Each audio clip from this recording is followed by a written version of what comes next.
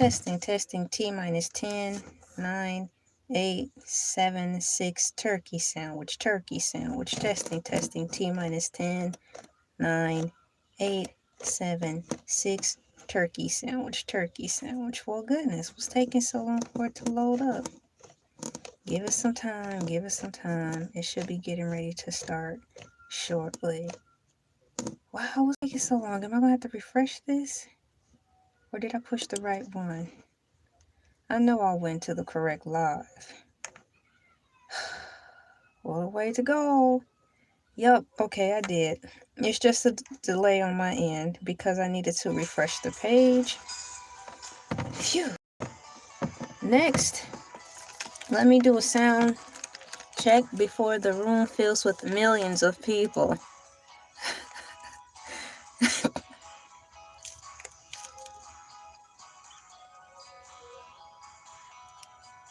I don't know how the music turned back up higher. I need to turn that down. It's nice music, but it turned up too high. Okay, let me try it now.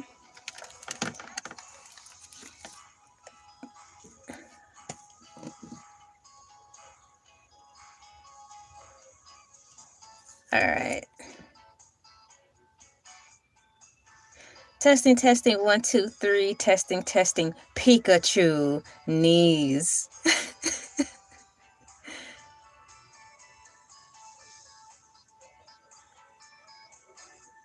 All right, looks like we're made some progress. LA, you did it, girl. Oh, thank you. It's a success. It's a glorious success. The time is 3:42 p.m. Eastern Standard Time, and it is November 24th, 2025, and I am on at a very odd time. I'm on an awkward time of my life, and I owe it all to me. Wipe some of that shine off your face, girl. Look like you just got done frying chicken. Well, maybe I did just get done frying chicken. And now I'm on to my next job. Thank you guys for coming in. Never mind me as I set up the chairs, as Mordecai and Rigby say on regular show. Setting up the chairs. All right. It seems like I may be forgetting something, but until I figure it out, the show will go on. We've got the dashboard up. Let me refresh the page. We've got the music in play. I have my snacks. And I have my drinks. Okay, minimize. So while that loads up, let me find something to meander on about until thousands of people arrive into the chat room. So let me open up another tab. New window. Minimize that. Okay, so real quickly, just to feel the room, just so the room feels, I'm going to put this in here. The history of modern day podcasting. Let me see what this will say. Thank you guys for already pushing the like. So right now we have, according to AI Overview, modern podcasting history began 2003 through 2004 with the work of Adam Curry and Dave Weiner, who created the first automated way for users to download audio content to devices like iPod. The term podcast was coined by journalist Ben Hammersley, not to be confused with Meowman Hammerpaw, from the Kippo cartoon, which is a Netflix original.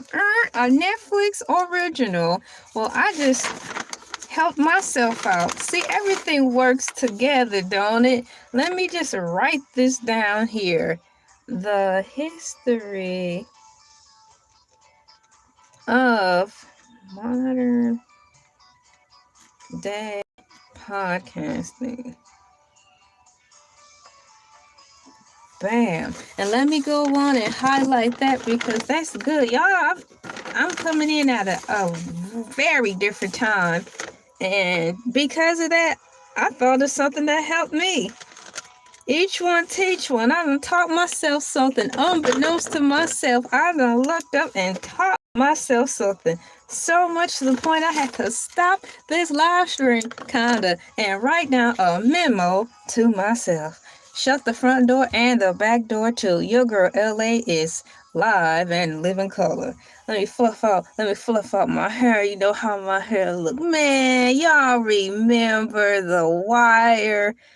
Dog, man. Oh, man. You know, she was like, yo, how my hair look? He's like, you look good, girl. Bang. I'm like, why y'all had to... Spoiler alert.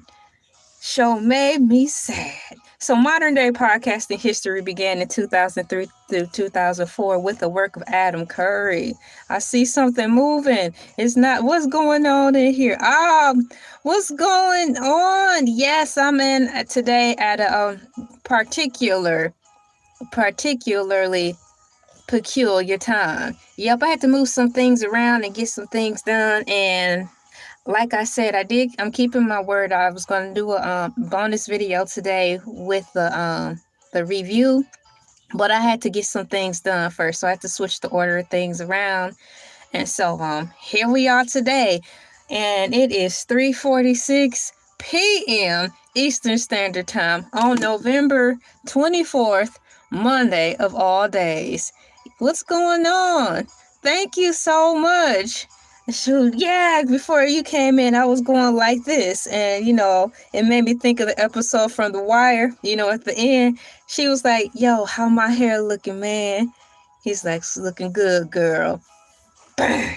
Like, oh, no. Oh, no. Ho, ho. Y'all know that sound that some of y'all streamers be using?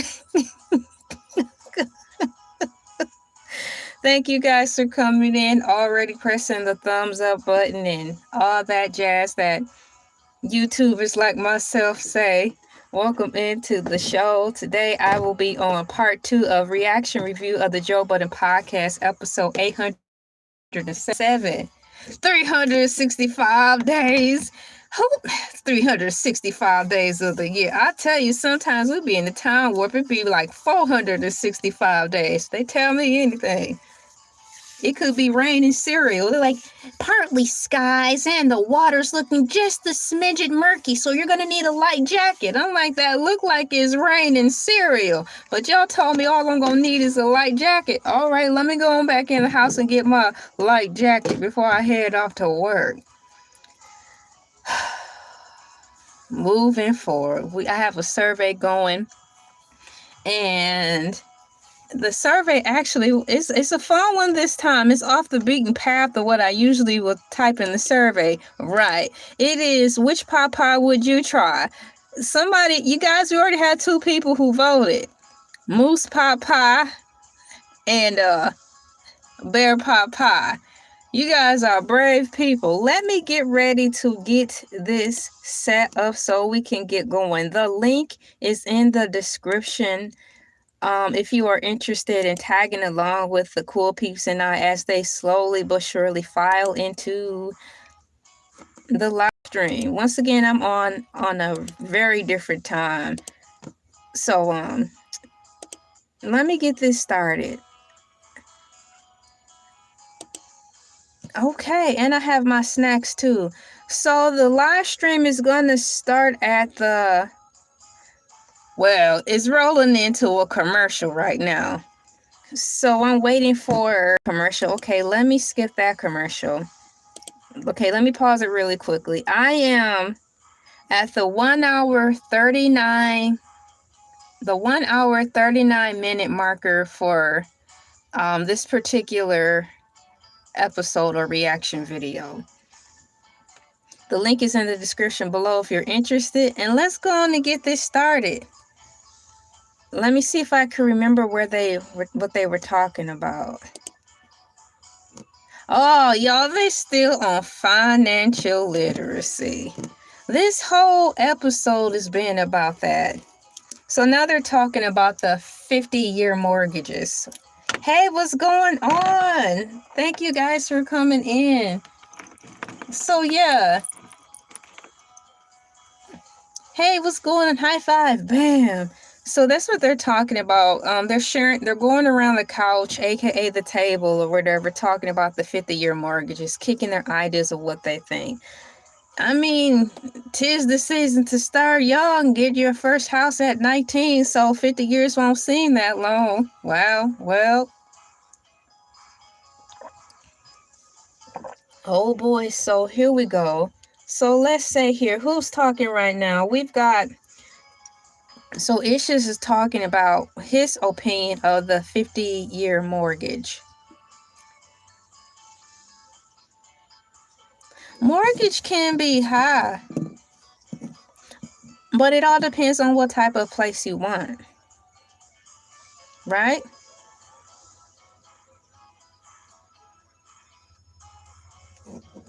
Let's see here. So the payment lowers the longest you stretch is the long. That's what I thought too, because it's just like you have a credit card. You stretch it out by making the payments smaller. So the smaller you make your payments, the more comfortable the said party who's making the payments will be. But in order to have a peace of mind to get what you want, smaller payments, the longer it's going to take to pay. Excuse me, but if you have it in your bag to throw in extra to get it done, there you go, right? So here we go. Thank you for coming in. So he's encouraging home ownership over renting, but to each his own.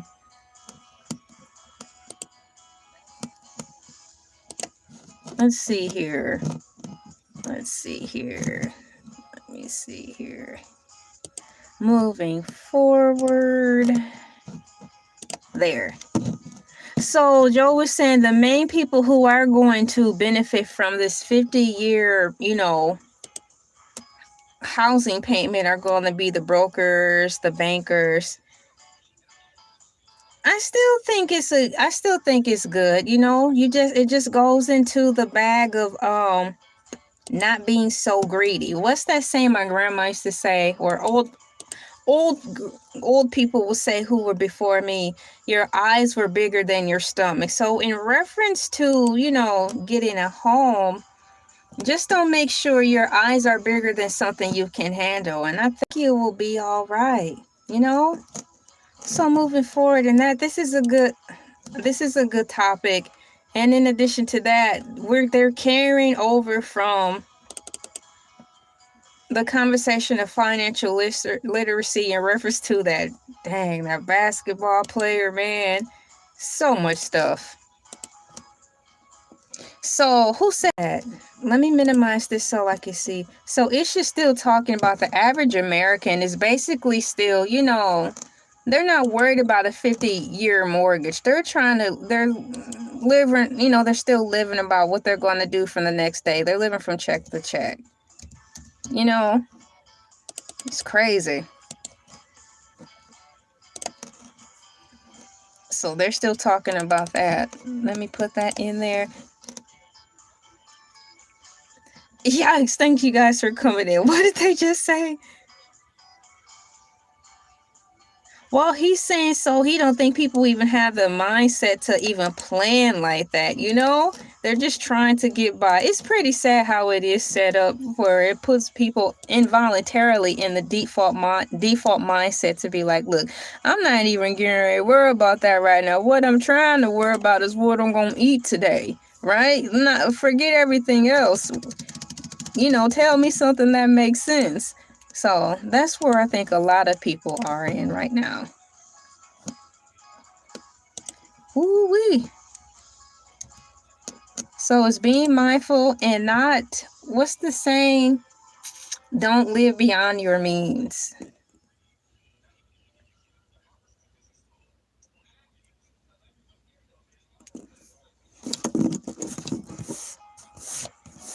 But don't that work? So like, let me look this up. Let me see here. 50-year, the 50-year mortgage.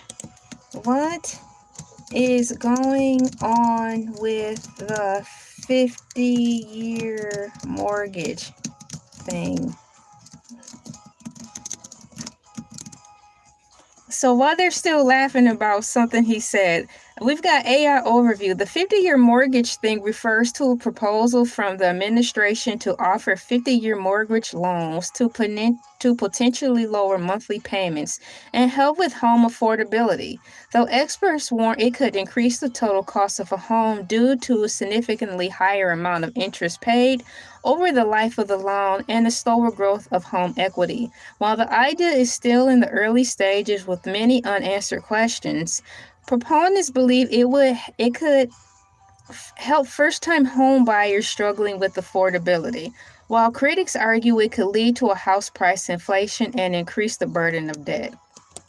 Potential benefits: lower monthly payments. Stretching the payment over a longer term could lower the monthly mortgage payment, making it more accessible for some buyers. Aids affordability. By reducing the monthly payment, the proposal could help more people afford a home in a market with high prices and high interest. I think it's a good idea.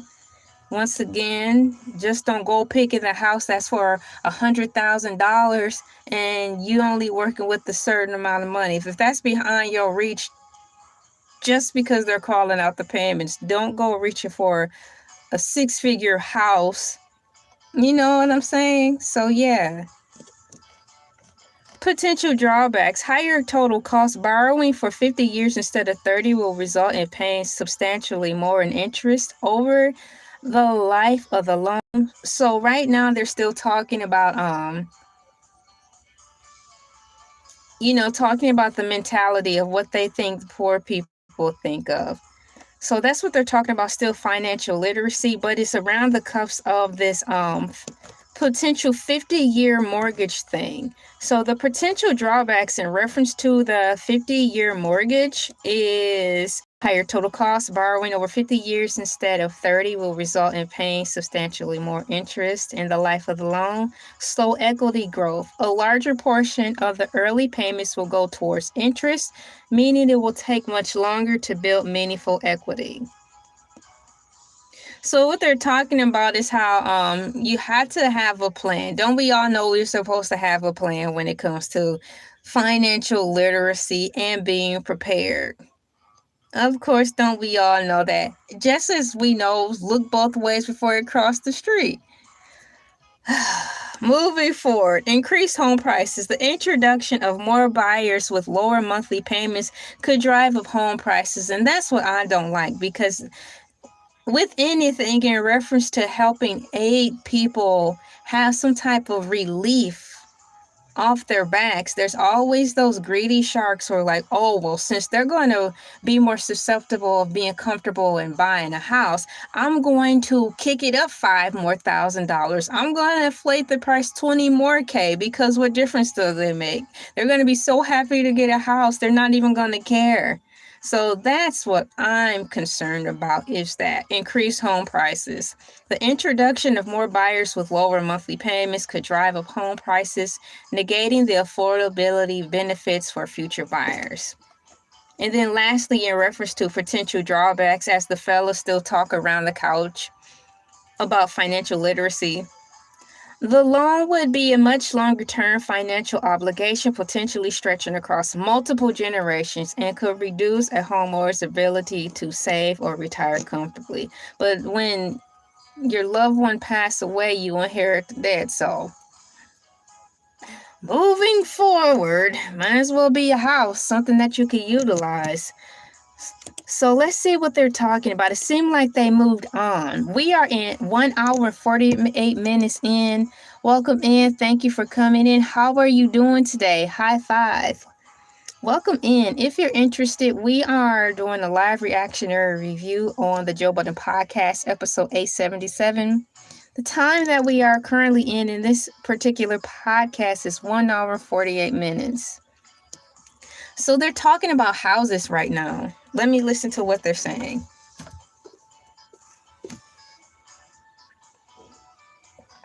So they're talking about, I think, when in search of for buying houses. So Mark, was talking about how he was discussing with selecting the right house with his wife. They want to be modest in their choices. That's what I'm saying. If you want a house, you want to not live beyond your means. Just because you may have the finances and a good job that's paying everything, and you see like there's no way in Hades or hell I'm going to get let go of this job, you still just have to plan for life. It's not like you're being in a negative Nancy, but it's a house we're talking about, for crying out loud. It's somewhere where you want to be for a while. So you don't want to overinvest in something that you're going to regret. So yeah, I'm with them too. Thank you for coming in. Oh, look, try it. Let me push this. Here's a question. So now they're talking about, keeping in mind that you might get hurt on or off the job. There's going to be unexpected bills. So he's emphasizing in the way based on he and his wife choosing a house to keep those things in mind.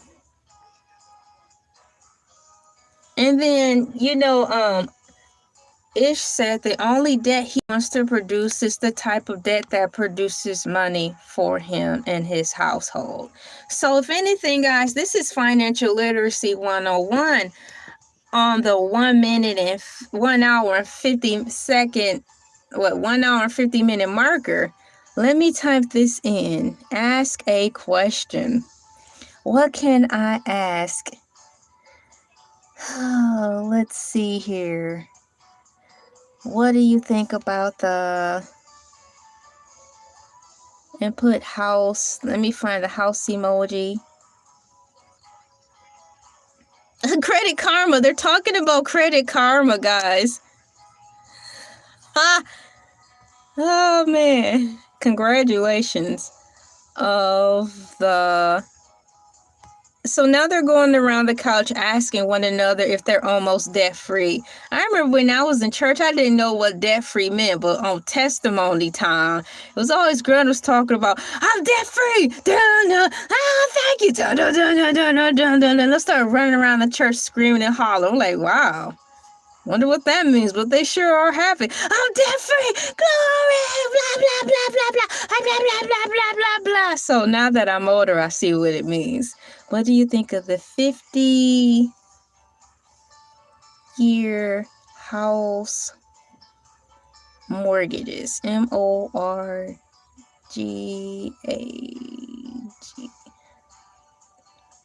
There we go. So what do you think of the 50-year home mortgages? So now they're talking about reminiscing the times when they struggled, where they were humble beginnings. We all have humble beginnings, whether we like it or not. We all have humble beginnings. Being happy with what you have until you get to where you want to be. That actually helps with the journey. Okay, I have that on there and I can keep moving forward. And so what they're saying now is they're going around the couch and Ish is asking, he said he was asked, what is his definition of being rich? And his definition is options. So for his example of option is like when his kids grow up and they want to go to college, they have the option to choose which college, a community college or something pristine. So in his eyes, his definition of being rich is pretty much like that. Or if the kids, and if it's time for him to buy his child a car, he don't have to get them the car basically at the back of the fence. They can get the car at the back of the fence if they want it, or get a brand new car. So everybody's got their definition. What's going on? Thank you so much. It's comfy too.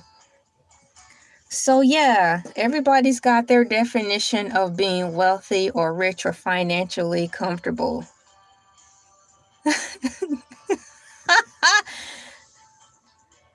You've got 3 pot pies to choose from. You've got moose pot pie, kangaroo pot pie, and bear pot pie.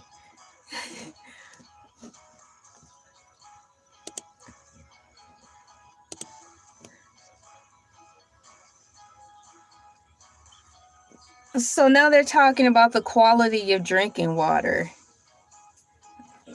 That's heavy. Wow. What does he say?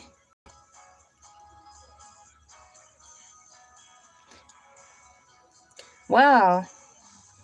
So in reference to so they're basically talking about having the option to be able to build in reference to a house, able to build what you want for a house. If you're thinking about the golden years, like thinking long term in the future. Joe was talking about, I think, how he had an experience with someone who wanted to live in a forever home. If that's the case, you have to plan for the future. So when you turn into a senior citizen, are you going to want to walk up all the stairs? No. So what do? Have a ranch house, or do you have an elevator built into your home for a future? So it's things like that. You can even think like that. You don't have to have a certain amount of finances in order to allow yourself to begin to think like that. It's a great practice to do that now, because you never know if you luck up and find something where you are.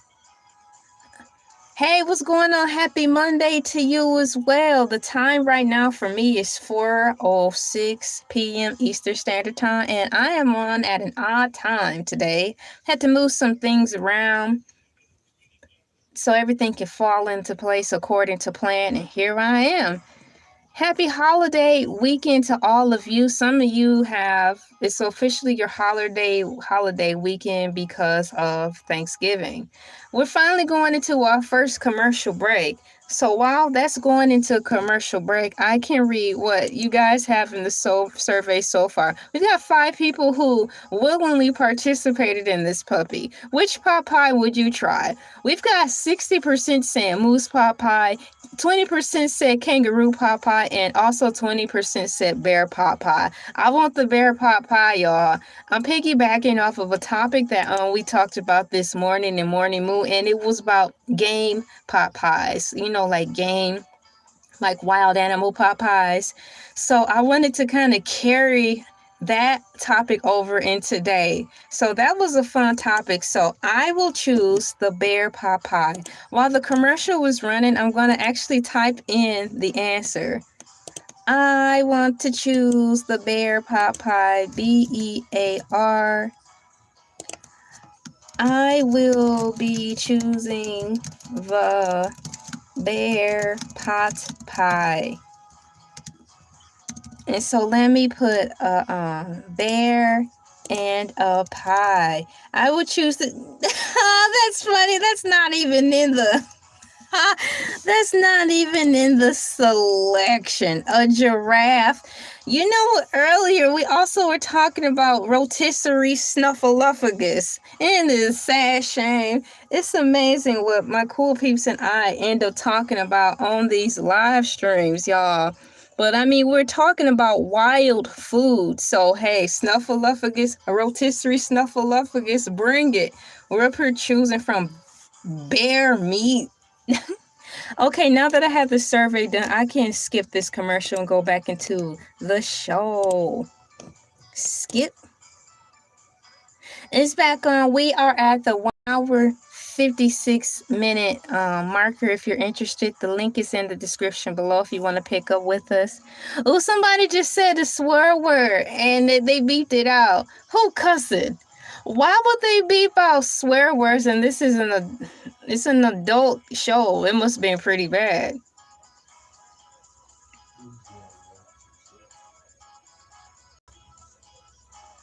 So what show are they talking about, guys? Let me get my snacks out. Oh, break it down. Now, Parks, is that a Yo Gabba Gabba reference? Because you said it like that dude from Yo Gabba Gabba. Oh, break it down. Yes.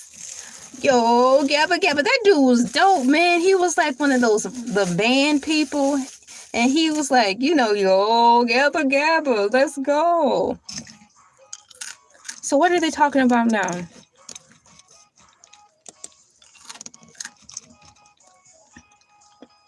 What are they talking about? Yes, rotisserie is wild. Rotisserie snuffleupagus. Crazy times we are in. The things we are considering to eat just in case things go left. We even talked about how to prepare these things.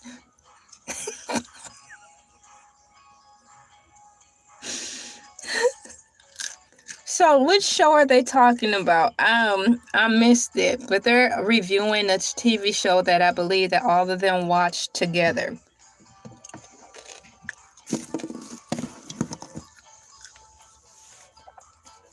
Wow. So is this like a TV show based on missing people? Wow. It seems like some type of 86 mystery. Okay. Is it on Netflix? They said it's 8 episodes. They said the show was so good that he and his family binge watched all 8 episodes. They weren't able to stop it. Let me see if I can open up the summary so I can see what show they're actually talking about, because I missed that part and I don't want to rewind it. So let me scroll down. What are they talking about? Summarize this video. Perhaps snuffleupagus pie should have been in the list. Maybe for another time. Snuffleupagus. Let me see here. Okay, so it didn't say it in the summary. Dang. Let me ask this question. They said it's a show on Peacock. Which show are they talking about on the...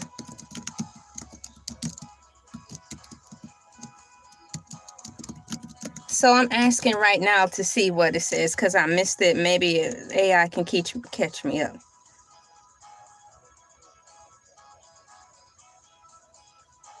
No, I don't think that's it.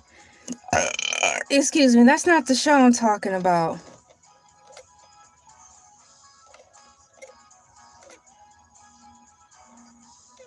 Wow, I missed that, but whatever the show is good. Bam! What's going on?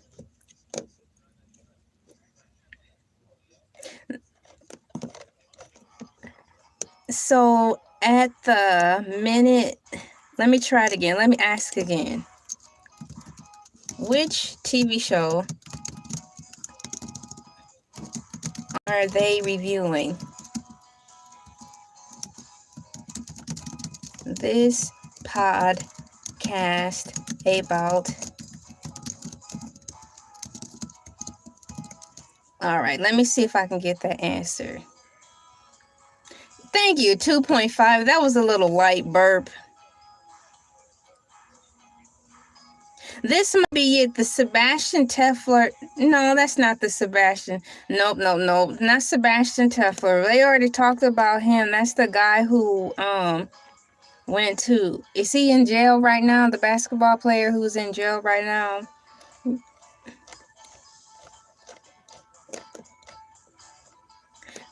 Wow, so they're still discussing the show that they reviewed on Peacock. You know what? Let me look it up in AI overview while they're still talking about it. What show is out on... Come on, let me see here. What show is out on about...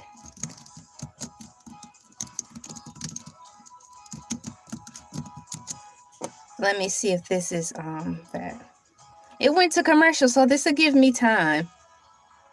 I think what they're talking about might be this show, all of her fault. All of her fault follows the story of Marissa Irving, played by Sarah Snook, a mother who arrives to pick up her 5-year-old son Milo from his first play date, only to find that he is gone and the woman who answers the door has no knowledge of him or the play date.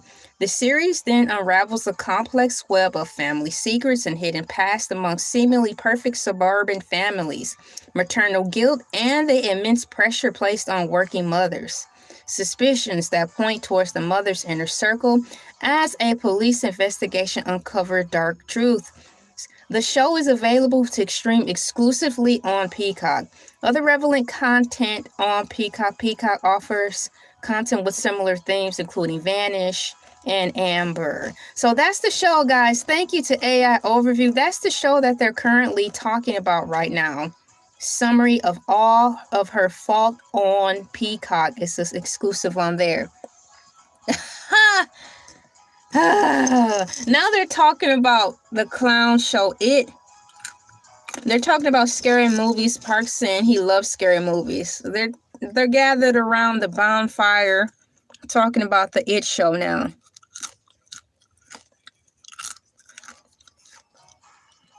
Wow.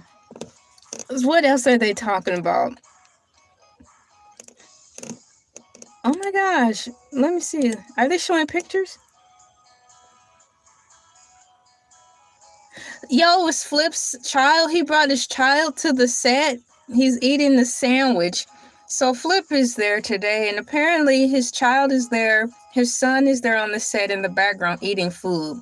There's people walking around. They're always feeding people food. Who brought the food? Did they have catering, or did one of their girlfriends and their wives make the food for today's podcast? Okay, so they're switching gears right now. They're talking about wrestling, WWE. Okay, so let's see. This is Flip's lane. He likes wrestling stuff. Y'all remember when they were ragging on him because he, had a special place. He kept a special place in his heart for Hulk Hogan. So right now we're at the 2-hour, 3-minute marker, and they're talking about wrestling. West Side Gun's removal from a WWE event. Okay, so how did they just jump from wrestling to The Hills Have Eyes? I was getting ready to fire up the computer to see what they were talking about. WWE. Goodness. They may snuffleupagus nuggets as an appetizer. No, unfortunately, don't that sound good? You have it on a toothpick or something, a shish kebab. Would you like a snuffleupagus tender? Sure. Dipped in soy sauce or teriyaki sauce. WWE news. Let me see here. Wow, why did they skip over that wrestling stuff? West Side Gun's removal from WWE. Gosh.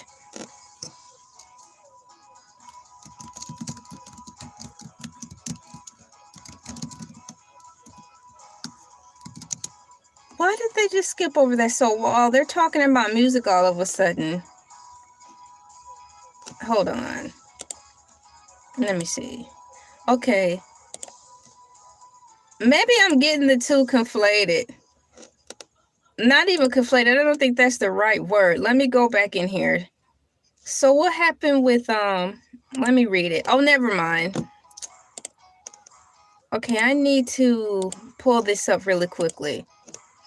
Westside Pow Pow's removal from a WWE event.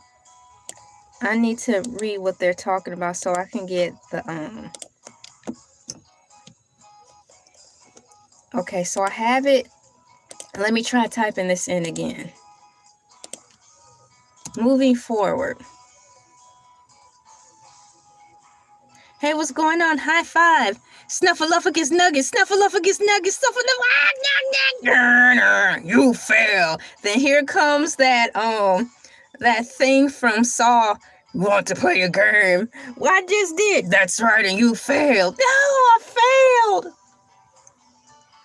Okay, so here it is. According to rapper Westside Pow Pow, he was removed from a WWE event in November 2025 in his hometown of Buffalo, New York, as part of an intellectual property IP dispute with the company. WWE has not commented publicly on the incident. Details of the incident. The event Westside Pow Pow claims he was kicked out of a Monday Night Raw taping after shortly it began, despite having paid thousands of dollars for front row seats. Dang. Hello. High five. Reasons for removal. Gunn states that WWE sent him a cease and desist letter over his use of wrestling samples and imagery, including wrestler photos on his Heels Have Eyes album trilogy. In response, he has since changed the album artwork. Dang, do y'all have the original artwork? Now that's music history. And for future trivia in Jeopardy! Trivia. Gunn's reaction following the incident, he publicly declared he was done supporting WWE. A lifelong fan, he felt disrespected and cited his years of incorporating and promoting the brand in his work without issue. His own promotion. In the fallout, Gunn announced that he is focusing on his own wrestling promotion, For Thrope, which aims to push wrestling culture on its own terms. So this is what the fellas on the sofa are talking about. I am currently reviewing a Joe Budden podcast, episode 877, and they're currently currently discussing the Westside Gunn's removal from the WWE event. We are currently 2 hours and 8 minutes in, so what do you guys think about that? Thank you guys for coming in. They're talking about Ted Turner. Every time I hear that name, I always think of like TNT, Turner Classic Television or something like that. Turner Network Television, the cable network. I know they're not the same, but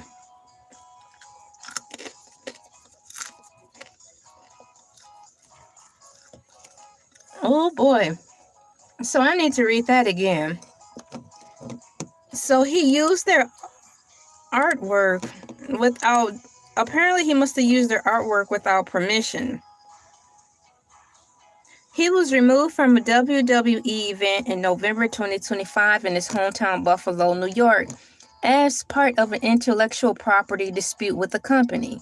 WWE has not commented publicly on the incident. You've got the popcorn ready. I have snacks here. I've got cereal, tea, and water. So the event, Westside Gunn claims he was kicked out of a Monday Night Raw taping shortly after it began, despite having paid thousands of dollars for front row seats. Now, why would they kick anybody out of front row seats? Reason for removal. He states that WWE sent him a cease and desist letter over his use of wrestling samples and imagery, including wrestler photos on his Heels Have Eyes album and trilogy. In response, he has since changed it. Now, you cannot do stuff like that. You know, they respect the sentiment and all, but if you're using their work to sell your work in the name of homage, you still have to ask permission.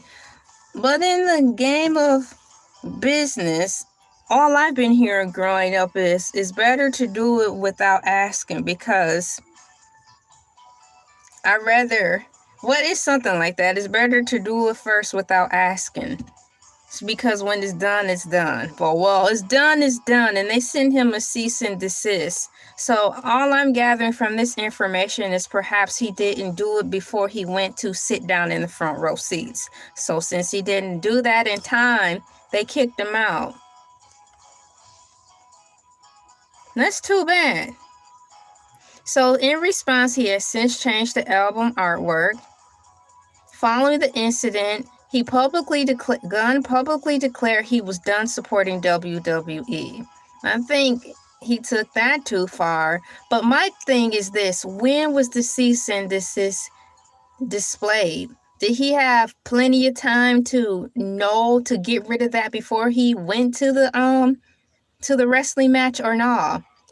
Or if this was something that they could have just fixed really quickly. You're like, yo, I'm sorry. Let me have my people go sort this out. Give me 30 minutes. Give me 30 minutes. Please let me stay here. Give me 30 minutes. You can watch me do this, Wow, that's too bad.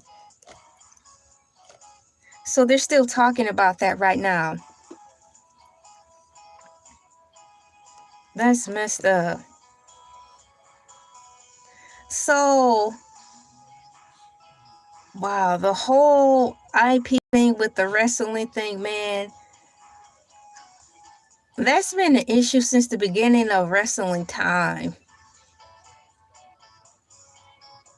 And some companies don't play. It makes me think of that song. You remember, was it Lil Flip Game Over? And he sampled like a video game from Atari or whatever video game that was. The song was epic, but they tore him up for doing that. So it's pretty much the same situation, but with a wrestling album cover. You gotta go through the right chains of commands before you up and do anything. Pretty much, right? Maybe they could have had a powwow. Let's meet in the middle. You cannot use this said image, but like with the graphic t-shirts, roll with me. With the graphic t-shirts, if you're running a t-shirt shop, you can get some of the older Disney logos and icons, as a licensing. You can get some older things that they have so you can use freely for a limited amount of time or for a small fee and put them on your t-shirts. So maybe they could have did something like that. Like, look, we run a tight ship around here, but we have some stuff that you can use that be kind of closely similar to what you want to do. Then no harm, no foul.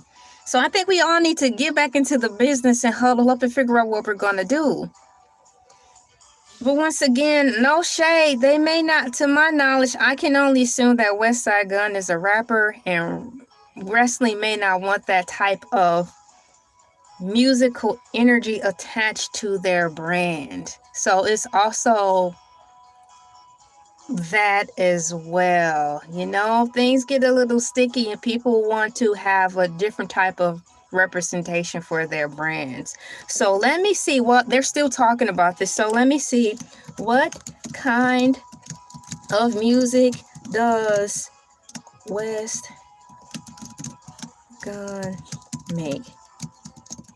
I mean, with the last name, it's got to be rap, but I'm going to educate myself while the fellows are talking about it. Thank you for coming in. High five. So, Westside Gunn is an American rapper known for his role as the de facto leader of the Buffalo-based Griselda Records collective. His music is primarily characterized as a modern resurgence of classic 90s East Coast hardcore hip-hop sound, often described as COKE rap. So, I mean, this is wrestling, and it's primarily still family-oriented in a way. So they kind of probably didn't want to have that type of affiliation or association in that way for their thing. I know wrestling probably brought him back to his childhood. He loved WWE or whatever, but still, people grow up and things change. Gritty street narratives. His lyrics focuses on themes of street life, the street pharmaceutical trade, and crime, delivering raw, uncompromising tales of the tradition of groups like Wu-Tang Clan and Mobb Deep. They don't want to be associated with that from the outside looking in. No shade, not in that way. Perhaps they could find another way, but that's not it. Perhaps doing some type of thing like someone a more modern day out there wrestler walk out on your song, and that can be this whole thing Is it too late for redemption? Can this rapper, Westside Gun, make amends and come to some type of happy medium so the two can make a business deal? There's still always room, but is there any room for discussion, or is this completely off the table? The fellas are still talking around the couch about this said topic, which is why I'm informing myself about this as well. So in reference to Westside Gun, this rapper, he samples heavy production according to AI Overview. His sounds rely heavily on abstract, often lo-fi or drumless production built around a vast collection of vocal and sound samples. Sounds like Pharrell Williams to me, giving his music a distinct not dusty. AI said it, I didn't. What's up, AI? It's a product built around vast collection of vocal and soul samples, giving his music a distinct dusty. Whoo! LeBron.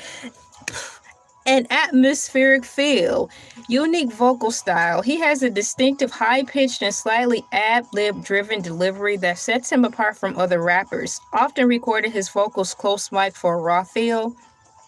And lastly, art and fashion juxtaposition. Art juxtaposition, however you say it. A notable element of this artistry is the blending of his street-oriented lyrics and sound with high-end fashion. Let's go high-end fashion and contemporary art references, creating a unique aesthetic that influences his album and artwork and overall brand. In essence, according to AI Overview, Westside Gun helped to bring a specific style of underground authentic street rap back to prominence in the modern hip-hop landscape. He has also recently ventured into other genres, including announcing his involvement in a new hardcore punk band called Dissension in early 2025. Now, Dissension and WWE may be able to work something out. You know, get your band going. Let's talk in about 7-5 years. See what it do. So it's nice to know that. I do look forward to the punk band coming out. So let's go with that. Okay, let's go. A new hardcore punk band called Dissension that came out this year. So let's see what they're talking about right now. Y'all, they're still talking about this WWE. Well, I got my information.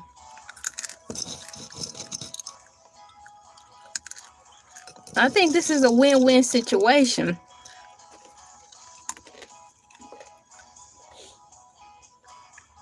Youngest help the dinosaurs move forward into this modern day time so everybody can win and not fold like Toys R Us and Barnes and Nobles. So they're still talking about this. I think they're getting ready to wrap this up, but they're saying that they think this could have been better handled. Same thing I was saying, right? I think they could come back to the table, cool off, associate with the dinosaurs who's running it, have the newer ideas come in, and they come to the table and figure it out. Figure it out. Make it work, because you're throwing away money and opportunity. The world turns. So yeah. So they're moving to the next topic. Very well.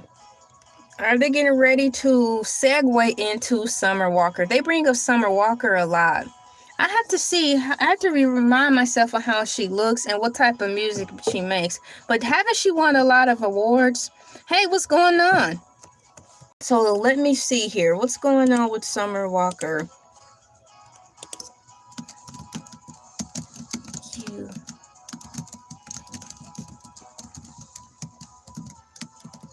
Also, may you please inform me of the songs of what is going on currently with Summer Walker. So I need to educate myself now that I have the time to see who she is and what song she's made. Let me see if there's a picture of her here. That's Summer Walker. She kind of resembles at a distance with this picture. She looks like, unfortunately, Meg the Stallion. That's not a diss or anything, but that's why it's hard for me to tell these girls apart, because they all have the same hair nowadays. How you guys doing? Thank you guys for coming in. Let's see here. So, new release. R&B singer Summer Walker is primarily in the news for the release of her album Finally Over It, the final installment of her Over It trilogy. Wow, she's doing the Weeknd situation. Didn't Weeknd have like a whole bunch of CDs? Good mercy. But that was like one set, so I think she's doing that. So they're going down the timeline of what she's got. Oh, heck, let me put that in there. Just 1 second. Let me get this fixed in here. Let me move forward. All right, moving forward. Hold on. Copy. And put that here. Thank you guys for coming in, liking, sharing, commenting, subscribing. So they're still talking about Summer Walker. New album release. Walker released her third studio album, Finally Over It, on November 14th, 2025. The album, which is split into two parts, For Better and For Worse, is described as a journey to self-love and healing after toxic relationships, and features collaborations with a range of artists including Chris Brown, 21 Savage, Doja Cat, and Mariah the Scientist. The album debuted at number 2, let's go, on the Billboard 200 chart, and has received significant attention for its raw, emotional lyrics. A deluxe version has also recently been released. So that's who Summer Walker is. So while they're talking about that, let me see, put a name to the face. That's how you say it, a face to the name. Tomato. Let me see. Got to keep up with all this music that's going on. That's Summer Walker right there. Teen Vogue cover. Summer Walker. Summer Marjorie Walker is an R&B singer, songwriter from Atlanta, Georgia. Let's go, Georgia. Signed to Love Renaissance, an Interscope record imprint. Her debut mixtape, Last Day of Summer, was released in 2017 and included the hit single Girls Need Love. Walker has won multiple ASCAP awards. I didn't know they gave awards. Like Come Through and Playing Games. She's known for her fresh feminist approach to R&B. Summer Walker was born April 11, 1996. She is 29 years of age, born in Atlanta, Georgia, works discography, educational, North Spring High School. She's 5'5" in height, and Love Renaissance and Scope Records are the record labels. Let's go. Okay, she's from here. Let's see here. Cool. So I've got a little information on that. I probably wouldn't notice her if she ever walked past me or not. But shouts out to you, Summer Walker, for doing your thing. Congratulations, girl. All right, so I'm learning something new every day. I do remember this picture, Over It. Now, I think when I was this time last year, when I was reading Atlanta Journal-Constitution, they were talking about like artists on the rise or something, and I believe her name was mentioned because they also introduced a rapper who wears his hair long, and I didn't know who he was. So she was in that article, and I think this here's got a feature Party Next Door official audio, Over It. And I was like, oh, okay, it's a girly picture. She's on the telephone, like an old school telephone, so it looks like a girl type of vibe album. But that's about all I got, guys, in reference to that. They're talking about an artist called Wale right now. They said he's also got an album coming out as well. Heck, it went right to a commercial. It went to a commercial. So let me see here. So while they're talking about that, Wale has this month as well. Let me write question mark. Thank you for subscribing. Thanks a lot. So while I'm on commercial right now, they're talking about music. They're on Wale right now. So yes, the rapper Wale released his 8th studio album, Everything Is a Lot, on November 14th, 2025. This is his first album since signing with Def Jam Records. Y'all, I didn't know Def Jam was still making stuff. They're just so iconic alone as being that. It's like they don't have to be anything but just stand there like Motown Records in Detroit. Just be. Okay, so shouts out to Def Jam Recordings. It is possible. So that, no, I don't need to read that. It is possible you were thinking of Wale, as there is no prominent current. That's not the right information. Details on Wale's new album according to AI Overview. The 16-track album, let's go 16-track album, is described as being very personal and emotionally transparent, with Wale exploring terms of mental health, vulnerability, and healing. So perhaps you guys will learn something from this one. It includes a mix of genres, including hip-hop, R&B, and Afrobeats inspired tracks. Notable tracks include Watching Us, featuring Leon Thomas, and Mirror. Y'all, I'm about to mess this up. Mirror Ron Benz. It's all squashed together, you know, like with Music Soul Child, I Just Want to Sing. So it looks like one of these I Just Want to Sing situations. So let me look at it and break it down. Mirror on a Benz. Mirror on the Benz. Hot dog. She got it right. Yes, I got it. So notable tracks include Watching Us, featuring Leon Thomas, and Mirror on the Benz. All one word. It is all one word. Other featured artists include Ty Dolla $ign, Andra Day, and Shaboozey.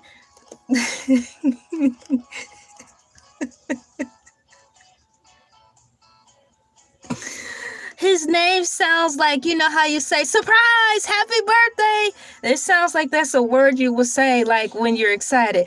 Shaboozey, yeah, happy birthday, surprise.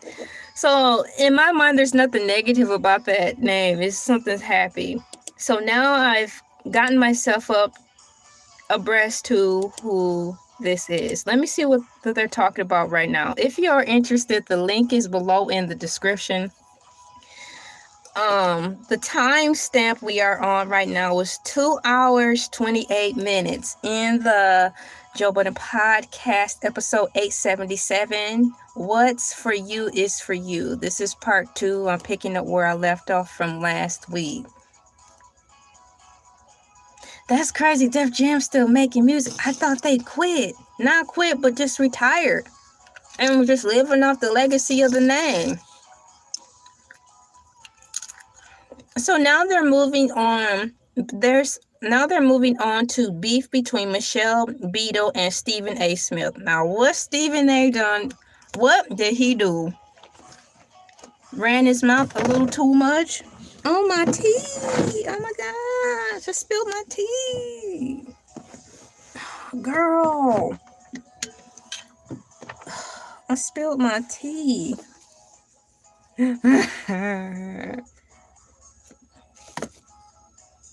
I hope I didn't get it on my tablet. Let me see. No, I didn't spill the tea on my tablet. Phew.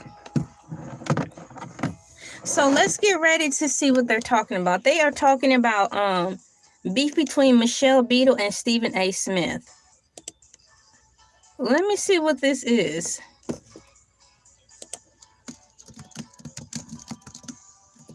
All right. Oh, are they playing the clip? They're playing the clip of what he said. Hello, what's going on? High five. Bam. Welcome in from Russia. You've come a mighty long way. Thank you so much for coming in to the live stream. What's going on with Michelle Beadle and Stephen A. Smith? Let me Let me get ready to read it. They're playing the whole response.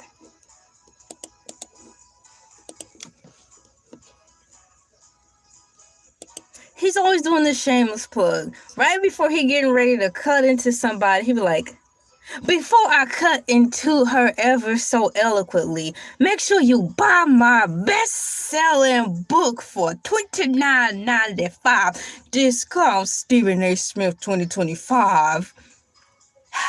Now let me get into welling in on her. The ongoing public feud between sports commentators Michelle Beadle and Stephen A. Smith has roots in the trace back to 2014. So she's saying that ESPN paid Stephen A. Smith a gazillion dollars to get paid to work there and not to work for the company ESPN and not be there all day.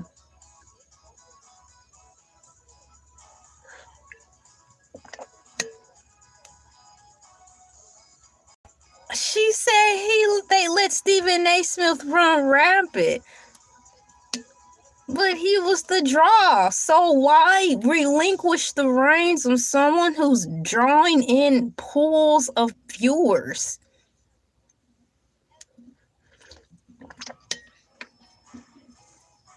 So moving forward, the ongoing public feud between sports commentator Michelle Beadle and Stephen A. Smith has roots that trace back to 2014, with recent events escalating the conflict. The latest exchange was triggered by Beadle's strong criticism of Smith's partnership with the mobile gaming app, which led to a direct aggressive response from Smith.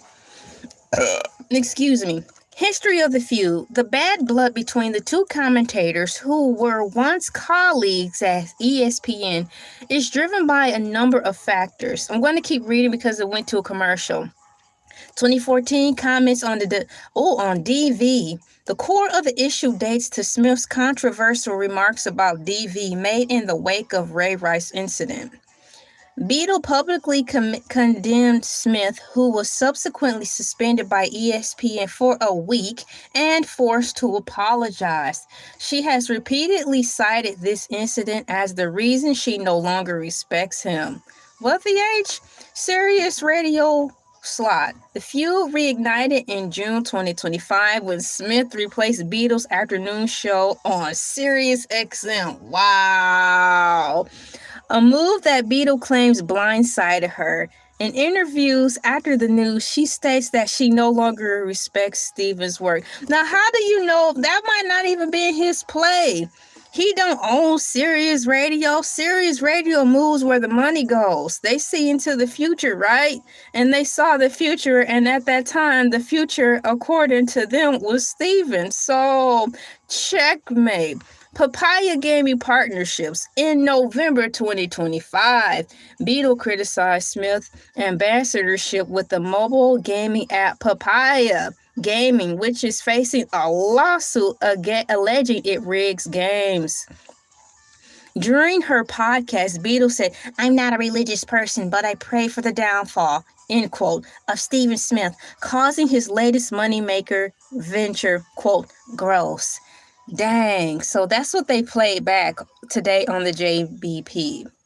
What's going on, Spicy Burrito? How you doing? High five. You chose kangaroo pie. I chose the bear one. It has to be served with some soda. And then in addition to this, shout out to AI Overview. Hi. It says Smith recent response. Hold on. Let me get something to drink. That's what I get for talking with food in my mouth.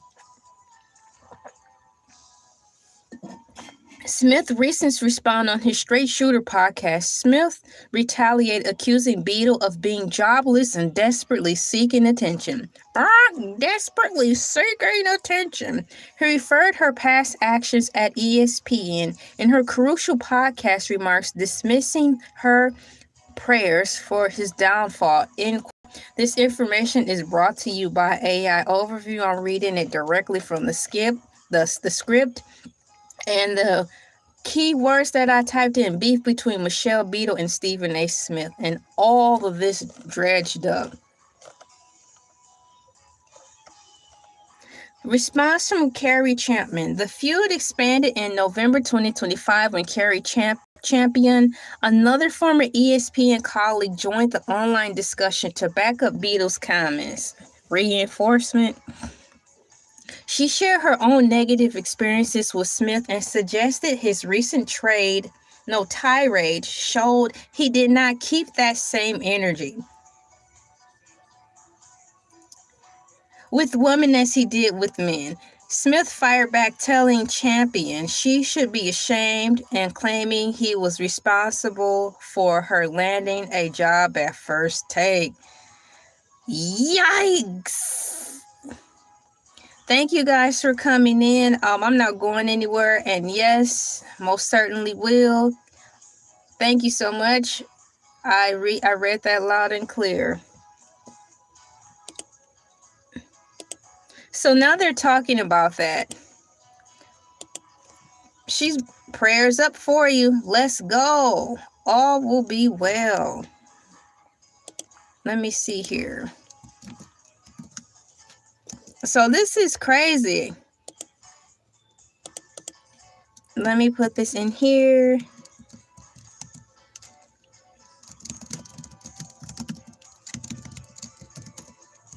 Go. See, that's what they're talking about right now. That, Stephen A. Smith got replaced. No, Stephen A. didn't get replaced. I said it backwards. Stephen A. Smith replaced her on Sirius Radio. Yup, Sirius XM radio slot. The feud reignited in June 2025, this year in the summer. Shouts out to Olaf, the snowman from Frozen, in the summer. When Smith replaced... Okay, the feud reignited in June 2025 when Smith replaced Beadle's afternoon show on Sirius XM, a move that Beadle claims blindsided her. In interviews after the news, she stated no longer respects Smith's word. I'm not understanding this first paragraph of how they started falling out in the first place.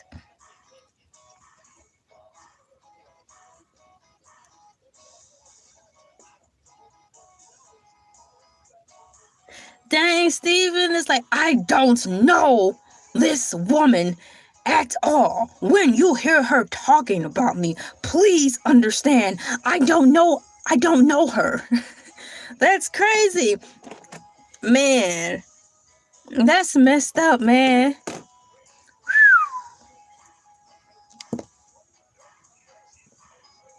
Carrie Champion. So now they're talking about the lady who jumped in with the Beadle lady to apparently avenge her friend. Yes or no? Here we go. Carrie Champion. Let's see what he's got to say.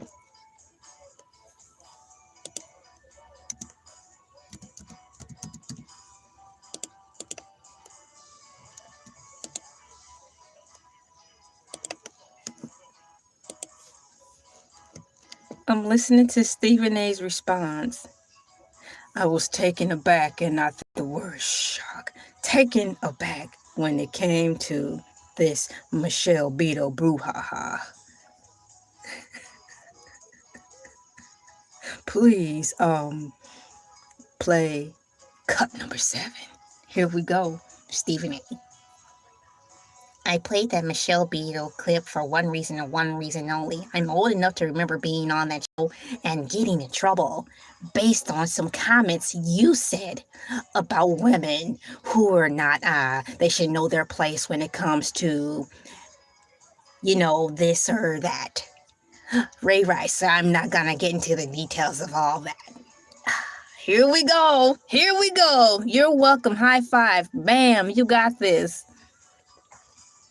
Shots fired! Yeah!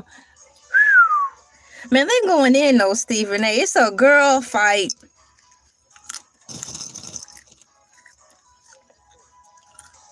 I'm sick of it. This is what she's saying. Keep the same energy. I root for you. I say I've got your back. You keep that same energy, sir, for everybody.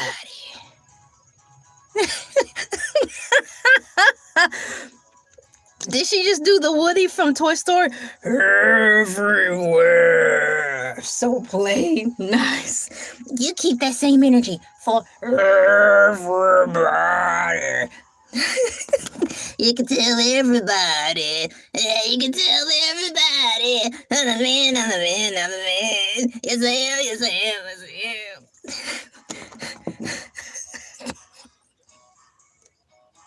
So once again, they're talking about the Carrie Chapman section. The feud expanded in November 2025 when Carrie Chapman, another former ESPN colleague, joined the online discussion to back up Beatles' comments. She shared her own negative experiences with Smith and suggested his recent tirade showed he did not keep that same energy with women as he did with men. Smith fired back, telling Champion she should be ashamed and claiming he was responsible for her landing a job at First Take. Yikes! Yeah. Man, so they're fighting around in ESPN. I don't think Disney's gonna take well to in-house fighting being on public display. Get it together, y'all. You know how this works. Y'all gonna be the first to go, and they'll figure out what they gonna do without you. Times is hard. Let's not be fighting amongst ourselves. People. Moving on. Next time, starting over with Ayala Van Zandt. So we are currently on 2 hour, the 2 hour 42 minute marker on the JBP episode 877. Thank you. It's a onesie. It's a panda.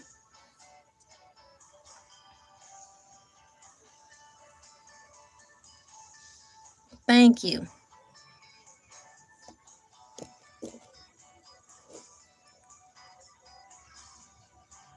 So let me see what the fellas are talking about right now. Well, I won't be able to see that. It's rolled into a commercial. Rolled into a commercial. Thank you guys for getting the likes up. I think we're doing pretty darn well. So while the commercial is playing, this is a cute commercial. They're showing that purple llama. Is that a llama or an alpaca? You probably don't have the same commercials as I do. But they're talking about AI. They're selling some type of AI product. So you guys are actually voting in this survey. Which pot pie would you try? Moose pie is at a smooth 46%. We've got kangaroo pie at 23% and bear pot pie at 31%. I chose bear pot pie, and we read about we read about all the 3 game pot pies this morning in Morning Moo Motivational Madness. And it even talked about how to make your own gravy for these pot pies. And the bear pot pie AI overview strongly emphasize that you please cook the bear meat all the way through. Now, when preparing meat, have you seen anybody in a recipe cookbook say, please be sure you cook this particular meat all the way through? But they emphasize it with the bear meat. Because when you're eating steak, they know people like it in 3 ways. Well done, in between, or dang near. Just hit it one time, bam, turn it over, hit it another time, bam, and maybe touch the sides if you're patient enough. But with this bear meat, they was like, you need to cook it all the way through, or you're going to be seeing the Lord before it's time.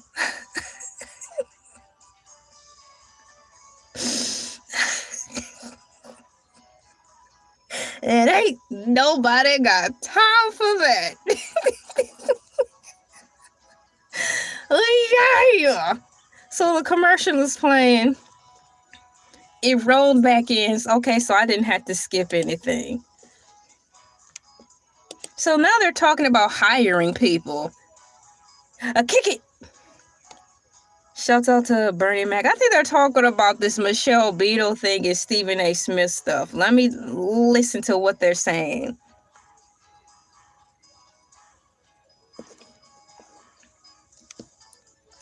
Let me see here. What are they talking about now? So what Joe was discussing, like, why is it this is the first time that Stephen A. Smith is hearing this confrontation or feeling some type of way for the first time? Why didn't you have this type of conversation behind the scenes instead of putting it all out there on blast, you know? So what they're discussing is, like I said before, they should have brought this, if I'm gathering it correctly, behind the scenes first before they just laid it out on the line for all the world to see, according to James Brown, moving forward. So let me see what they are talking about right now. Where are we?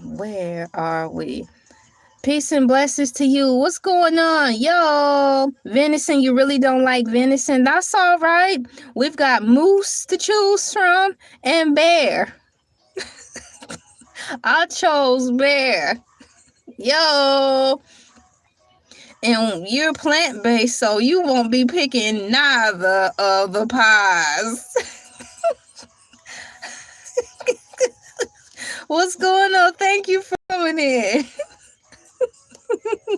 I'm happy to give you a laugh. That's awesome. So now they're still talking about ESPN right now. I am on the 2-hour 45-minute marker of episode 877 if you're interested. Yes, vegetable pot pie. In the reference of vegetable pot pie, would you put, well, I have a question, but I think I answered it, but in the name of vegetable pot pie, if you just put carrots in the pot pie, it will only be considered a carrot pot pie, right? What makes a vegetable pot pie a vegetable pot pie? Is it when you add 2 or more vegetables in the pot pie, then it officially becomes a vegetable pot pie? I've had a vegetable pot pie compliments a banquet, and it was dang on good. It really was. I think it was the gravy and the crust that brought it all together. So shouts out to Banquet vegetable pot pies, because they are good. And you get you a dinner roll on the side if you rich, or a slice of bread if you ain't.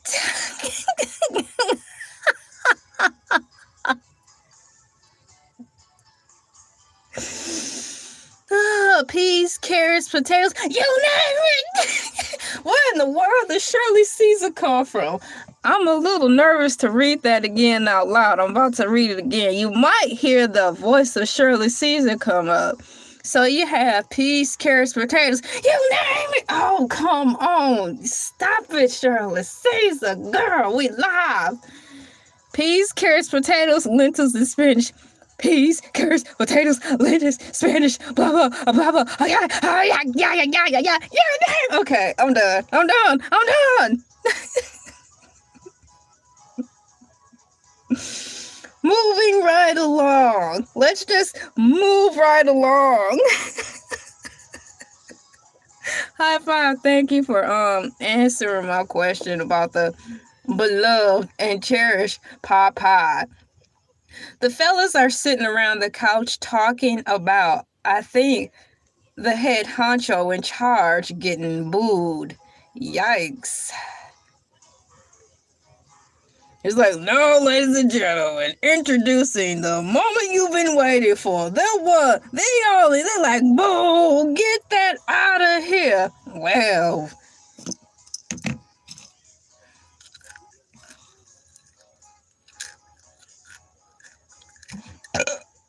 excuse me. Oh, man. So what are they talking about? I think they're talking about sports right now, guys. They're talking about the naming of a field.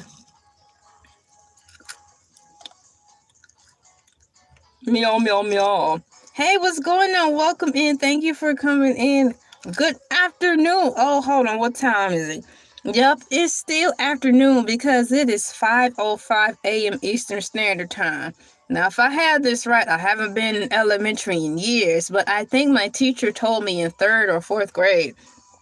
Now, boys and girls, when the hand strikes this way and that way, it's 6 o'clock, and that means what? It's evening time, teacher. So I think we are still in the afternoon. Happy afternoon.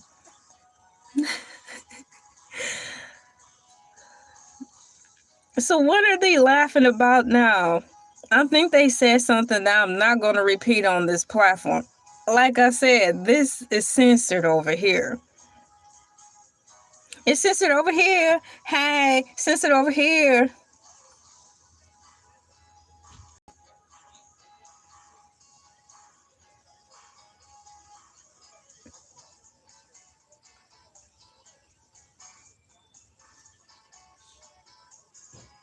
Wow, so they said he actually went to the towers there before, the Trump Towers. Is that hotel still open, y'all? Let me look and see. Last time I checked, when the king of R&B staying there.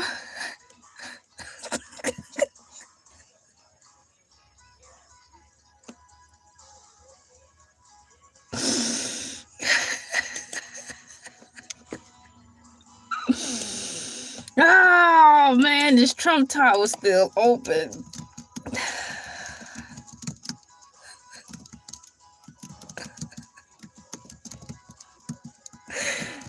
Oh man, Gotham City.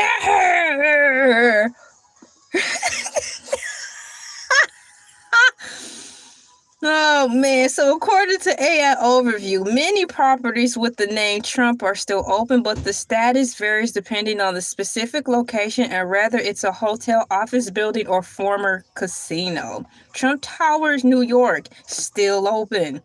Oh, dang, the office hours are 9 to 5. That's right. Hours, the public Artrarium. Now, y'all probably said the name wrong. The public Artrarium shops and restaurants are generally open daily from 8 a.m. to 10 p.m. They're still open, y'all, if you want to get your chicken salad sandwich, son. Anyways, activities. Visitors can access the public atrium. Isn't atrium a type of medicine for headaches? Moving forward, visitors can access the public atrium, grab a coffee or meal on the at the on-site cafes and restaurants, and shop from Trump merchandise.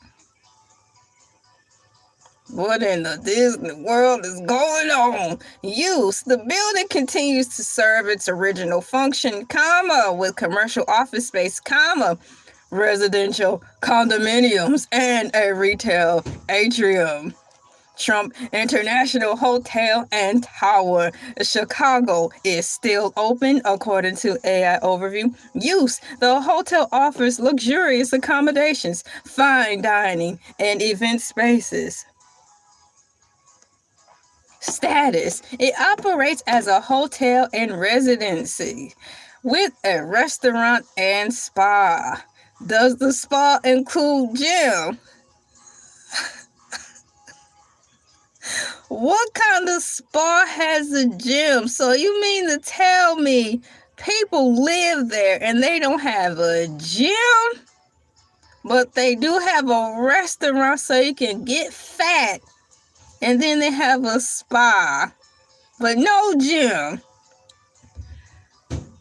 Retail space while the hotel is open, comma, a large retail space on the riverfront has remained vacant for over a decade.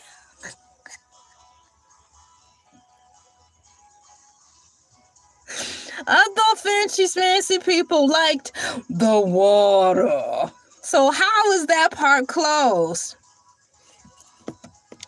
You learn something new every day. I think they're still talking about this topic. And if I'm getting a kick out of reading what AI Overview provided, I know they are laughing too. Actually, while it's stuck. It did that this morning too. While it's on commercial, I might as well finish this on up from what I'm reading from directly from the monitor. Former Trump Plaza Hotel and Casino, Atlantic City, permanently, oh man, not demolished, permanently closed and demolished. Closure, moo, moo, moo, moo, moo, moo, moo, moo, closure, hey, okay. The casino closed in 2014 and was later demolished by implosion to make sure it never comes back. It was imploded in 2021. Why it take so long for them to knock down the building?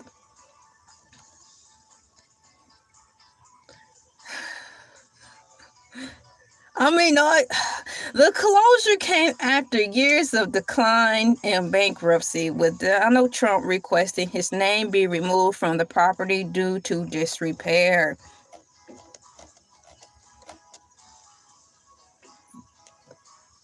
Disrepair. So they say. Shout out to Mary Jane in one of the Spider-Man movies when the guy in the Spider-Man movie said she basically is a flop because her voice couldn't even carry past the first row.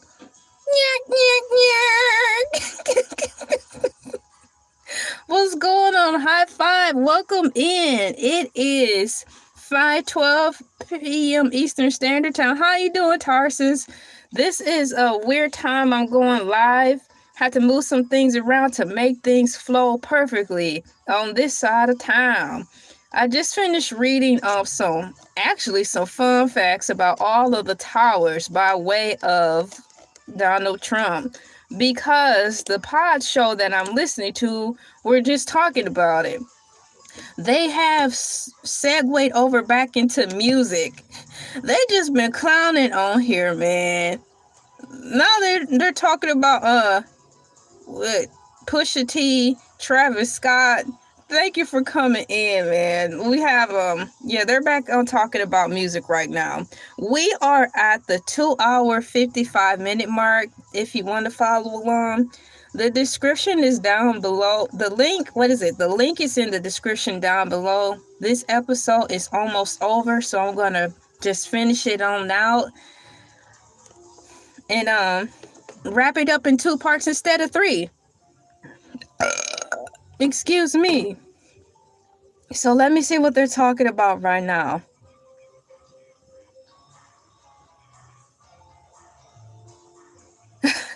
So they're talking about rappers who, diss one another.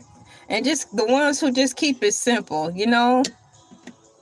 They just say one thing and they done. That's it. That's all. They're not getting ready to go write a soliloquy to go diss another rapper. They don't have time for all that, I guess.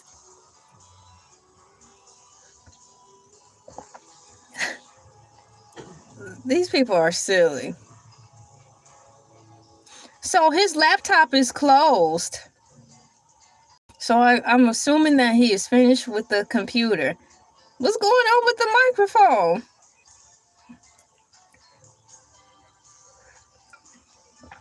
Is Drake still touring? So he said it. Let me see. Is Drake still touring, or is he still busy in court. Is Drake still on tour? Let me see. Is Drake still touring? We're about to find out. Well, they're talking about, this is an old pod. Well, it's not really that old. They're talking about the government shutdown that's almost over, but we know it's over, but this is an older one. It says, no, the rapper Drake is not currently on tour in the US or internationally. Internationally, he finished his European and UK shows in September 2025. So he just came off of tours, guys, and currently has no upcoming dates scheduled. Drake has plans for the following: a break from music/touring. He announced he will be taking a break from music to focus on his health and is currently in the studio in the Bahamas working on new music. Now, the hurricane season is over, right?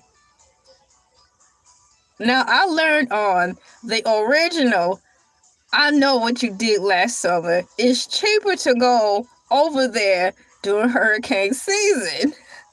Is money that bad right now? You gotta book a stay in the Bahamas during the hurricane season so the hotel can be $1.75 and you can make music from your pain of, toughing it out in the hurricane. Yo, I'm in the hurricane. This ain't a metaphor, it's real, my man. Yeah, drop that beat.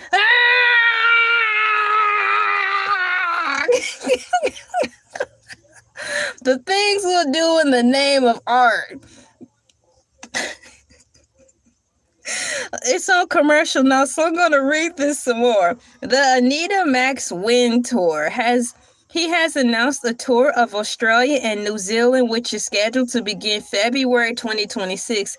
Yo, that's right around the corner. So he just got off a tour from Europe, European, and UK in September of this year. According to AI Overview, he is in the Bahamas in the studio working on new music, and he's going to have to turn around and go to a tour of Australia and New Zealand, which is scheduled to begin February 2026. And then next, according to AI Overview, in 2026 World Cup performance, sources suggest he has a major deal to perform during the halftime show of the 2026 FIFA World Cup. Break where? I'm tired and I only read the schedule. I'm almost exhausted. How you only have basically a couple of months in between the world tour and then you go on another world tour? I am tired. For him. That's too much. Moving forward, let me see what they're talking about right now.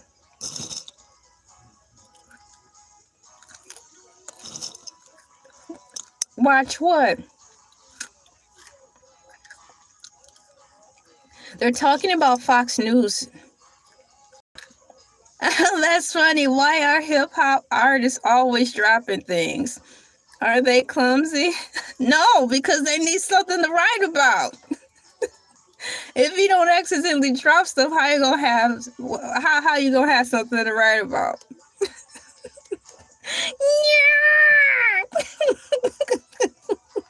Zingo!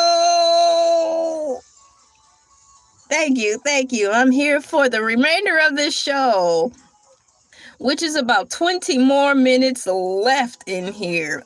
We have hit the 3-hour mark on the JBP podcast, episode 877. Man, thank you guys for coming in. Let me see where I'm at while they yap about TV shows they like to watch. Let me see here. They're talking about must-see TV. Z-Way, Eric Adams. They said that Eric Adams needs to be a content creator. I've heard of the name, but beyond that, I don't know who he is. But they're talking about TV shows right now. They're getting towards the end of the show, and they're just, having a good time chatting amongst themselves. Must-see TV according to them. Must-see TV according to them. Let me go back this way. Let me see. I'll have time. Let me minimize this here. I might have too many tabs open. Let me see here. The game is worse to me if you think, why? Because I had to spend over blah, blah, blah, blah, blah, blah, blah. It's just 9 a.m. Really? It's just after 9 a.m. where you are. You need some pancakes. Man, the little guy is right here, but they've been well behaved. They're kind of winding down and getting tired. I'm normally not on this time right now, but they're right here. Maybe I should start going on at this time because they haven't been talking that much. Pancakes. I'm not hungry. It's just after 9 a.m. here and I need pancakes. What's going on? How are you doing, Tarsus? I'm going to sit down. Look, he's acting lethargic. They're usually not on at this time. So, what, top 75?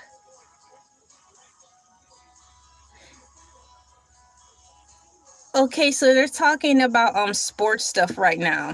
Okay, let me get my Google ready just in case I need to Google what they're talking about. All right. Top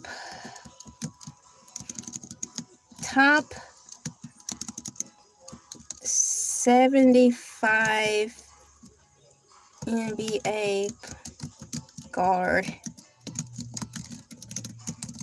They're currently talking about the top 5 NBA players point guard lists.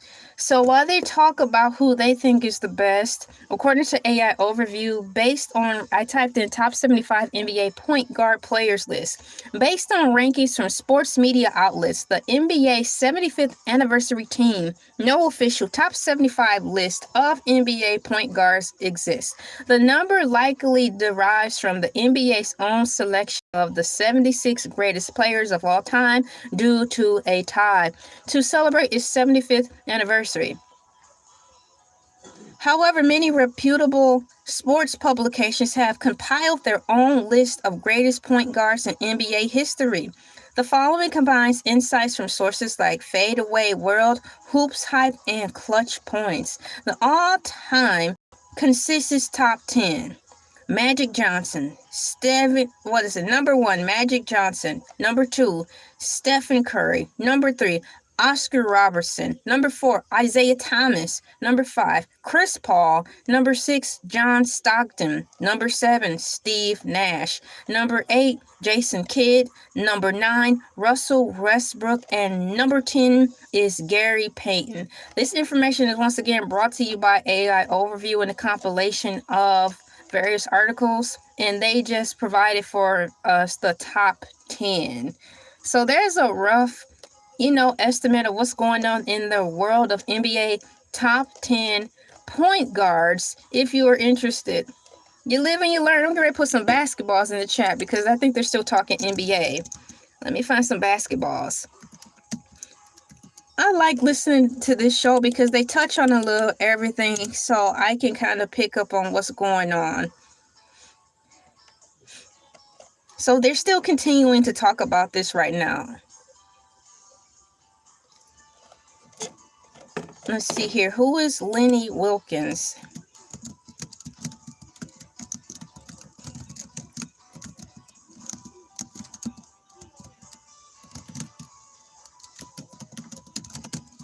The NBA. So let's see who this is.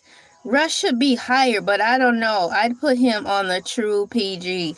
Okay, so yeah. So let me see here. Yup, on this top 10 list, he is... Well, I only have the top 10 list, and he's not even listed on here.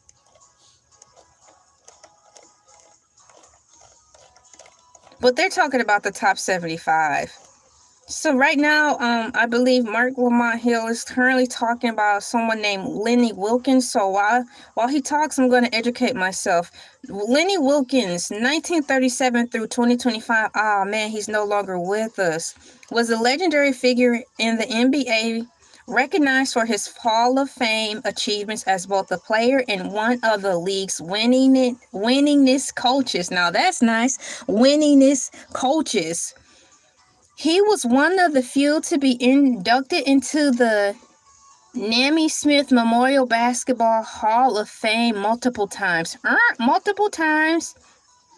They didn't even put Kobe in here. Not in my 10. He wasn't listed. They're talking about point guards and referencing point guards.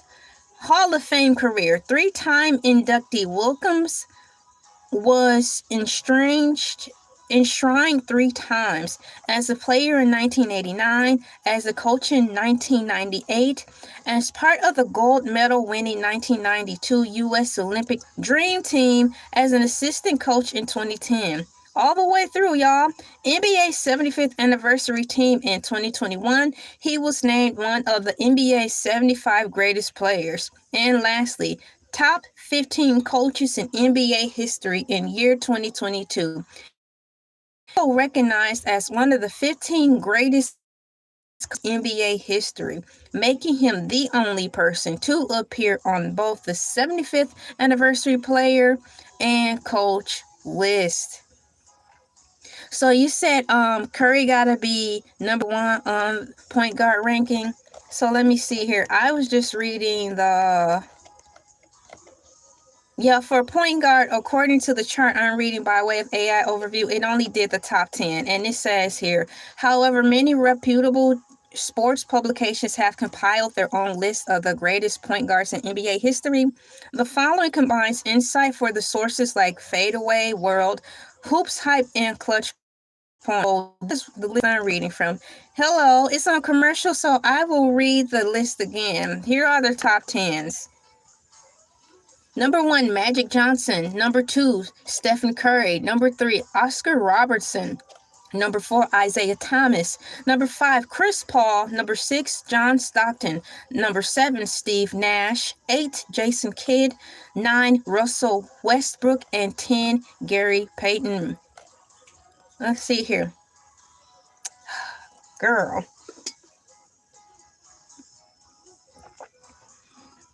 But the guys around the couch, they were reading from a list of 75. I just provided a list of 10. We're almost finished with this podcast, guys. I did really well. It's only gonna take 2. It only took me 2 videos to complete this. We are currently at the we are currently at the 3-hour 9-minute mark of episode 877. So now they're reading a letter and they're going to answer it. So let me see what they're talking about and how they're going to answer this. All right, Dream World. This is a long question they're asking. They're asking the guy's music question. Good mercy, that's a lot of question.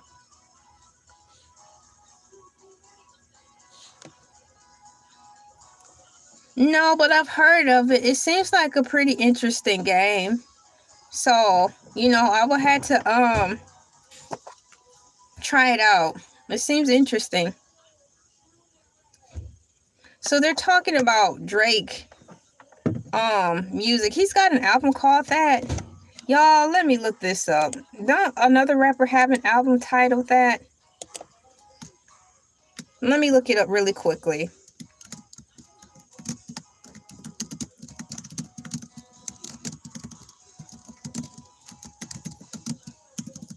Let me see here. Let me figure it out really quickly. So according to AI Overview, okay, here it is. No, the album 444 was released by rapper Jay-Z in 2017. It was his 13th studio album and was nominated for 3 Grammy Awards, including Album of the Year. Okay, Drake does not have an album with that specific title. While some of Drake's song titles or lyrics might reference the number, 444 is famously associated with the Jay-Z record. Okay. So that's what they're talking. They're answering a question right now from one of their fans in reference to this music here and album. It was a long-winded question. Wasn't even able to grasp it all. But from within that, I was able to inform myself on this particular album, right?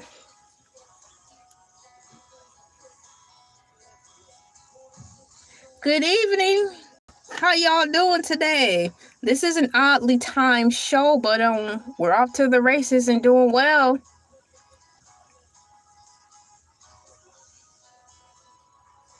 Let me see. Let me ask one more question in reference to this. Do you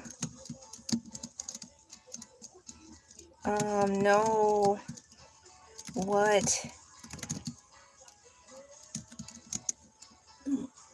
what can I say? What the theme of the next Drake album will be?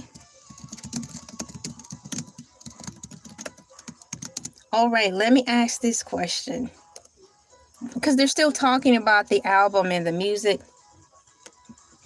Do you know what the theme of the next Drake album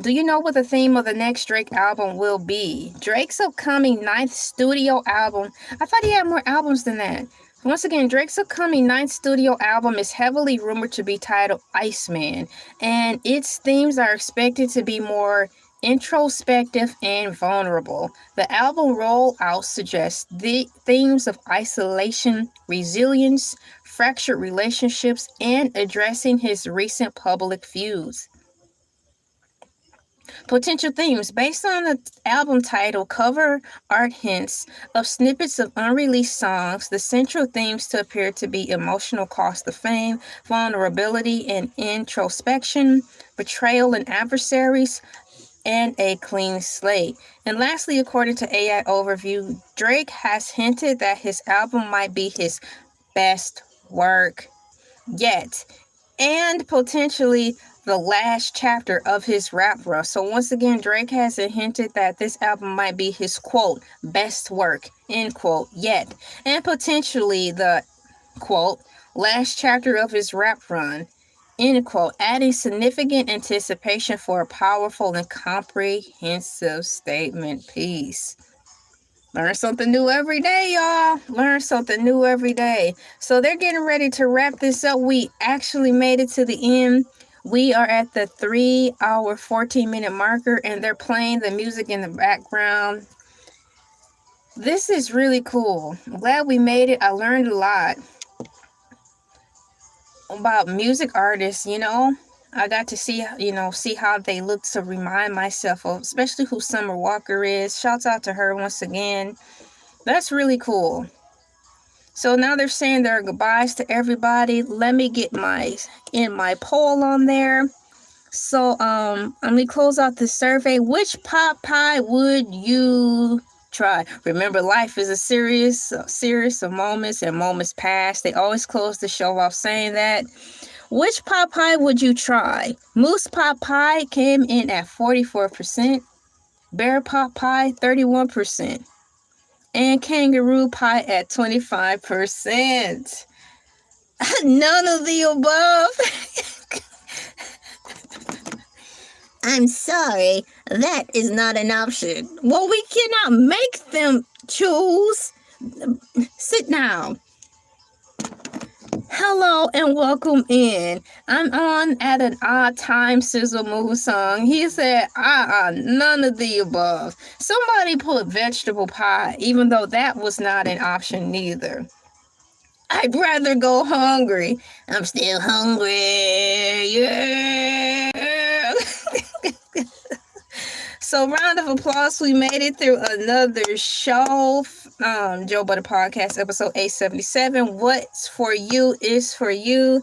That's a great title because that is true. What is meant for you is for you. But also keeping that in mind, they also mentioned that what is for you, but that don't mean you just sit on your behind and wait for it to come to you.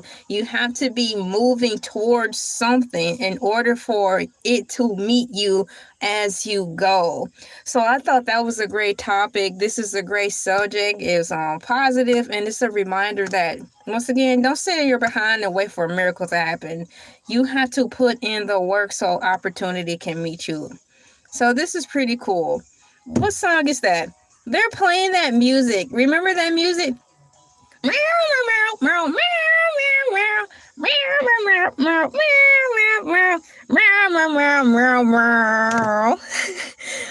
they're playing the going off music. Yes, take several seats and go fix those pancakes, right? They're going around asking what they're going to be doing over the weekend. Are they going to run out of time? Let me see here. Thank you so much, guys. They're actually all singing the words to the song. You know they played this song in the Roblox game. They didn't play the words, but they played the chorus. I thought that was so cool. It was a music package you could buy, and you could rock around Roblox with the radio. And one of the songs on the radio was that song. That's so cool. Yeah. Thank you guys for coming in, liking, sharing, commenting, and subscribing, and pressing the thumbs up. Now they're closing. They're still talking. They're talking about George Michael and Wham.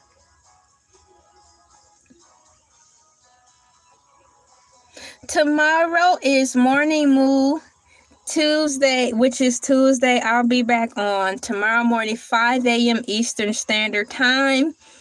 They're singing Faith now about George Michael. So Monday is today. I was on Morning Moo Monday Motivational Madness, helping moo and moo power moo your work week. Tomorrow is Morning Moo Wednesday. It's the intentionally very long live stream show with Baskethead. Get your digital tickets. We will be watching Free Birds. It's about turkeys being pardoned. We will be watching that on the mothership on Wednesday. Thursday is Freestyle Thursday, guys, where who knows what I'm going to talk about on that day, and I'll be in regular clothes. And on Friday, back by popular demand, is your boy Hercules the Shark on Fish Fry Fridays, and then he returns shortly after with a Fusion Fridays music with Hercules the Shark music. Thank you for putting the cows in the chat. Thank you for your participation, because you most certainly did not have to be here. Once again, I'm on at an odd time because I wanted to switch things around so everything can work. I will be back on my regular schedule again, making, my bonus video be before the, the noon time. So they're still playing music. They went right back to George Michael, Faith. That's a popular song. That song was played in the Keanu, the cat movie. Have y'all seen Keanu? Yeah, so that song was in there.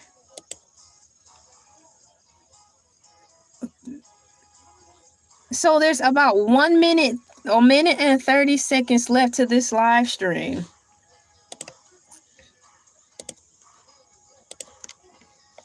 Oh man, it's like they're having a party.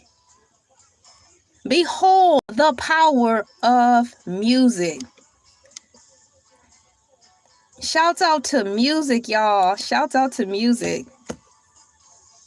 All right, looks like we've reached the end of the live stream. I went to commercial, but what it's going to do is piggyback to them partying on the couch, listening to music.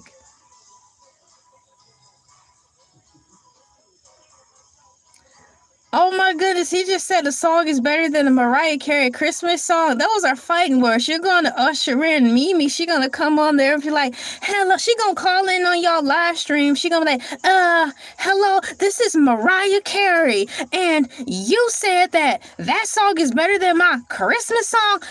Put me on your next show. I'm coming up there. She going to beat y'all up. You think... Oh boy, you said that song's better than the Mariah Carey Christmas song. She gonna beat up every last one of y'all for letting that slide. How many pot pies does Shaq eat? Well, if it's the standard, it's the standard size pot pies, probably 50. So the George Michael song, This Christmas or Last Christmas, Park said that Christmas song by George Michael, the Last Christmas song, is better than the Mariah Carey Christmas song. I'm gonna let them duke that out live on the next podcast. Those are fighting words. Good luck with that. Next time on Celebrity Fighting. Oh, wake me up before you go. Man, I wish I knew the rest of the words, though. But wake me up before I go. Bring it on, faster song. Gotta get that.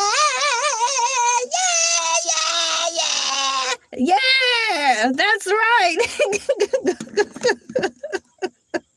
Happy songs. I think they used to play that song at my work. So, I'm like, hey, let me see how much work I can get done before this song go off.